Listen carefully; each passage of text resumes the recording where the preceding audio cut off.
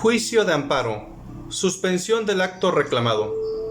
Tenemos que la suspensión del acto reclamado es una de las figuras principales dentro del juicio de amparo, ya que posibilita que los derechos del agraviado se mantengan intactos ante una afectación o se detenga la violación al derecho que ya inició.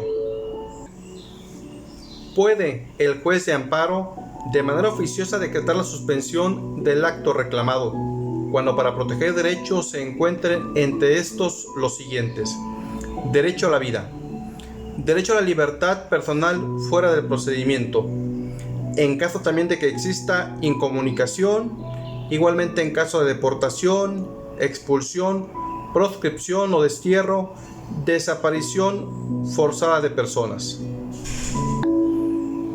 Y por extensión, algunas de las causales estipuladas dentro del artículo 22 constitucional, o también tratándose de actos de incorporación forzosa al ejército, armada o fuerza aérea nacionales.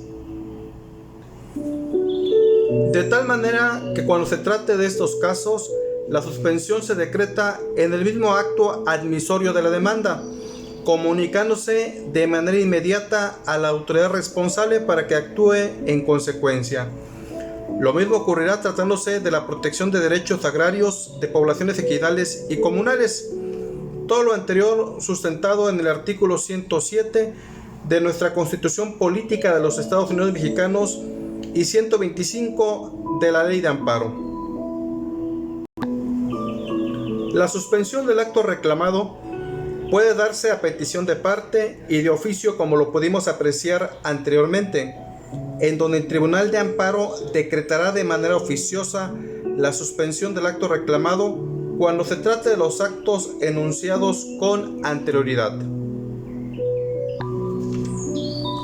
Vamos a ver algunos de los escritos para redactar solicitudes del acto de suspensión. Escrito de solicitud de suspensión. Es necesario se cumplan con algunos de los siguientes elementos. 1. Datos generales de la causa al inicio del escrito. Datos generales del quejoso. Datos generales de la autoridad responsable. Solicitud de suspensión del acto reclamado, dejando en claro en qué consiste el mismo y señalando que no se afecta en interés social ni contraviene disposiciones de orden público. Sustento normativo, toda la normatividad que la fundamente. Punto petitorio, en el que se solicita al juzgador tenerse por presentado solicitando la suspensión del acto reclamado. Lugar y fecha, firma.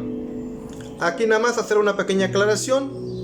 Sí es necesario que se cumplan la totalidad de los elementos mínimos que enuncié anteriormente. Ahora bien, escrito de auto de suspensión provisional debe contar con los siguientes elementos mínimos también.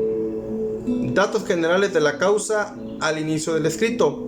Quejoso, número de amparo, juez de la causa. Datos generales del quejoso. Datos generales de la autoridad responsable. Solicitud de apertura por duplicado del cuaderno incidental en el que se conceda la suspensión provisional y, en su caso, la definitiva del acto reclamado. Debemos dejar aquí en claro en qué consiste el mismo y señalar que no se afecta en interés social ni contraviene disposiciones de orden público, pero en caso contrario afectará sus derechos. Sustento normativo, igualmente inyectarle toda nuestra legislación.